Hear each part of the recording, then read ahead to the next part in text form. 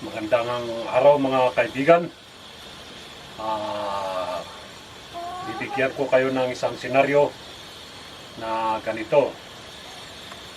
Halimbawa gusto nyong magkape at walang mainit na tubig. Papainit ko ng tubig pero walang takore o wala man lang kaserola na gagamitin. So saan ka magpapainit ng tubig para sa kape ninyo? Dito sa video ito, tuturo ko sa inyo kung paano. So, sa nakikita nyo, meron akong sinigahan dito na apoy. May apoy na. So, doon tayo magpapainit ng tubig. At ang gagamitin natin ay ito. So, hinanda ko na. Gagamit po tayo ng botelya o bote ng bote ng alak 2x2.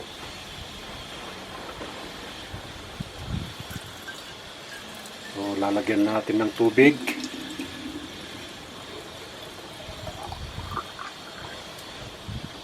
So ayun, puno na siya. So yung sekreto dito, kailangang punong-puno. Kailangan walang espasyo ng ere dito sa pagitan ng tubig at saka dito sa bukana ng bote. At pag inilatag naman doon sa may apoy, kailangang flat yung patad yung pinaglatagan para hindi siya tatabingi at hindi mag-i-spill yung tubig, mapabawasan. Karoon yun ng air space.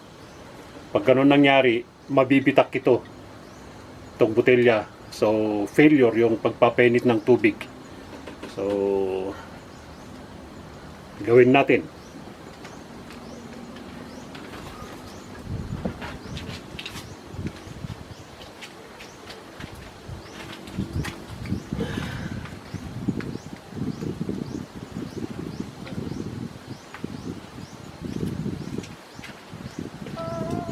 So yun, ilagay na natin sa apoy. At saka ang isa pang sekreto dito, kailangang maging maagap ka na pag mainit na yung tubig, pag kumulo na, kailangang hanguin kagad para hindi siya mabitak. So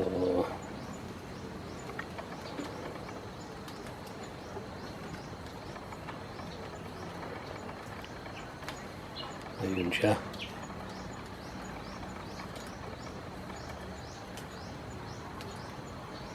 So hintayin natin na kumulo. Pag kumulo na, tanggalin kagad, hangwin mula sa apoy.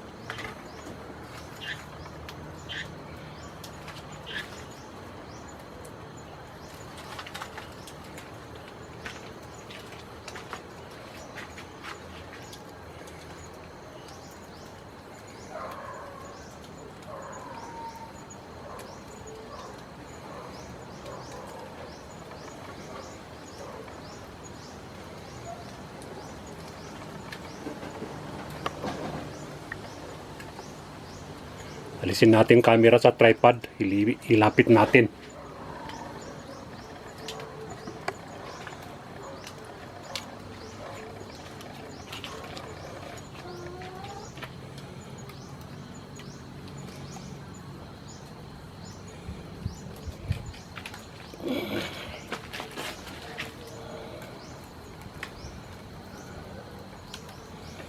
So, kikita nyo, kumukulo na siya. Okay, so ayun na, kumukulo na.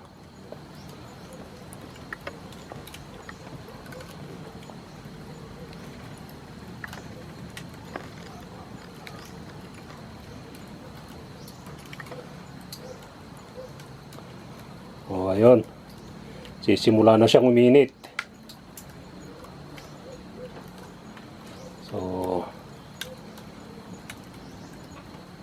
So ayun, kumulo na siya. So kailangang tanggalin kagad, otherwise mabibitak yung botelya. Yun, pwede na to, mainit na to.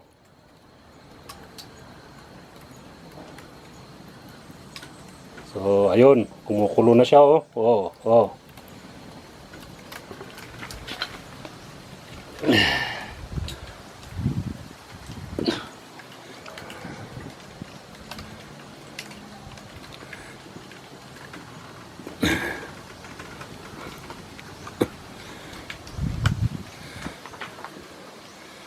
So, ito na yung pinainit natin na tubig.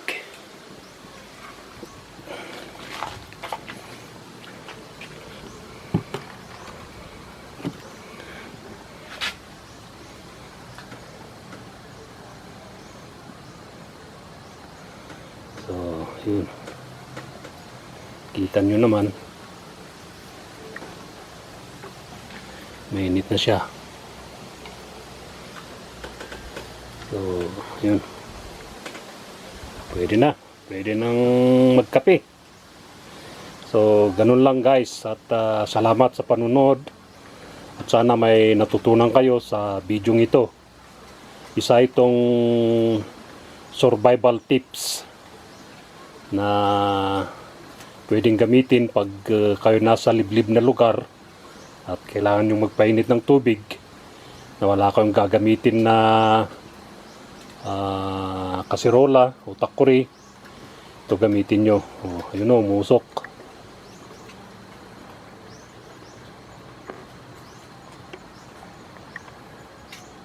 Okay, salamat sa panunod at naway mag-subscribe kayo, like and share po. Subscribe kayo sa channel ko, Kabama TV.